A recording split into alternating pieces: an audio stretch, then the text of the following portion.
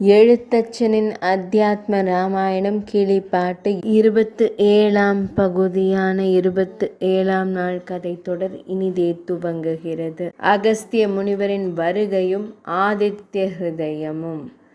அகஸ்திய முனிவரின் வருகை. 50 பேர் பார்த்து கொண்டிருக்கும் வேளையில் 50 அன்னையரிடமிருந்து அழகிய தேரின் மீது இறங்கி நின்று அழகிய தோளின் மீது இறங்கி நின்று ஆகாய பிரதேசம் ஒளி வீசி விளங்கவே துயரமுற்று நின்றிருந்த அந்த வேளையில் ஆன்மீக ஞானத்தை உபதேசித்த அகஸ்திய முனிவரும் உனக்கு விரைவில் நன்மைகளும் உயர்வுமாகிய அத்யுதயம் உண்டாகும் நித்திய விளக்காக ஒளிரும் உண்மை பொருள் அதுவே.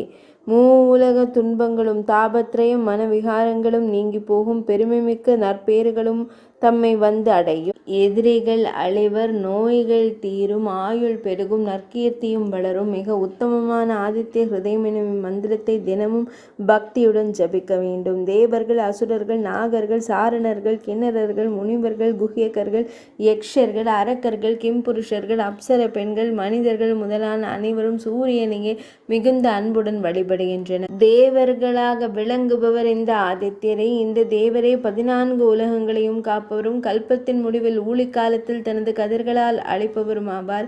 பிரம்மதேவர், பகவான் ஸ்ரீ மகாவிஷ்ணு, ஸ்ரீ மகாதேவர், சண்முகனார், பிரஜாபதிகள், தேவேந்திரன், அக்னி, யமன், நிருத்தி, அரக்கர்களின் அதிபதி, வருணன், வாயு, குபேரன், ஈசானன், சந்திரன், நட்சத்திர கூட்டங்கள், திசை யானைகள், விநாயகர், சாஸ்தா, மன்மதன், விண்மீன்கள், நவகிரகங்கள், அஸ்வினி குமாரர்கள், அஷ்டவசுக்கள், விஸ்வதேவர்கள், சித்தர்கள், சாத்தியர்கள், பித்ருக்கள், மனுக்கள், தானவர்கள் மற்றும் நாக கூட்டங்கள் இவர்கள் அனைவரும் இவனே.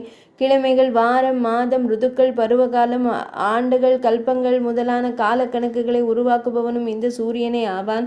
வேதாந்தங்களால் அறியப்படுபவன், வேத வடிவினன், வேத வல்லுநர்களால் சேவிக்கப்படுபவனும் இவனே ஆவான். சூரிய ஸ்துதி.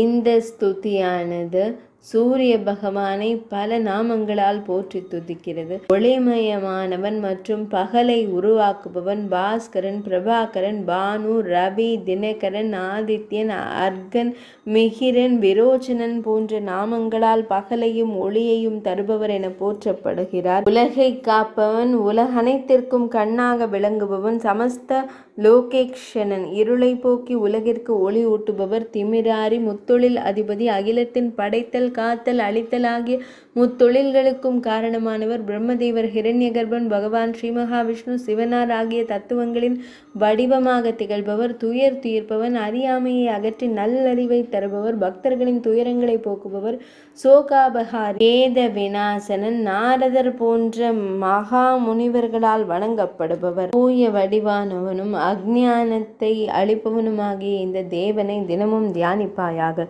எப்போதும் பக்தியுடன் வணங்குவாயாக. ஆதித்ய ஹிருதயம். துயரங்களை அழிப்பவருக்கு நமோ நமக வணக்கம்.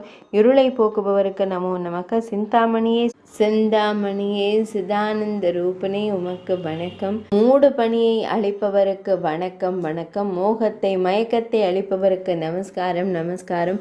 சாந்தமானவரும் ருத்ரனும் சௌமியமானவரும் கோரமானவரும் ஒளிர்பவர்களில் ஒளி வடிவமாய் விளங்குபவருமான உமக்கு நமஸ்காரம். அசையும் மற்றும் அசையா பொருள்களுக்கு ஆசிரியனாக விளங்குபவருக்கு நமஸ்காரம். தேவனுக்கும் உலகிற்கு ஒரே சாட்சியாக இருப்பவருக்கும் நமஸ்காரம். சத்தியமே முதன்மையான தத்துவமாக விளங்குபவருக்கு நமஸ்காரம். நித்திய சத்திய சொரூபியாய் இருப்பவருக்கு தினமும் நமஸ்காரம் நமஸ்காரம். இவ்வாறாக ஆதித்ய ஹிருதயத்தை ஜபித்து நீ விரைவில் எதிரிகளின் அழிவை வரவழைப்பாயாக. அகத்தியரின் இந்த வார்த்தைகளை செவிமடுத்து மனம் தெளிவடைந்த பகவான் ஸ்ரீ ராமபிரானும் பக்தியுடன் வணங்கினார். பின்னர் அந்த மகாமுனி அகத்தியர் விமானத்தில் ஏறி நாரதரின் வீணாதரரின் அருகில் சென்று அமர்ந்தார்.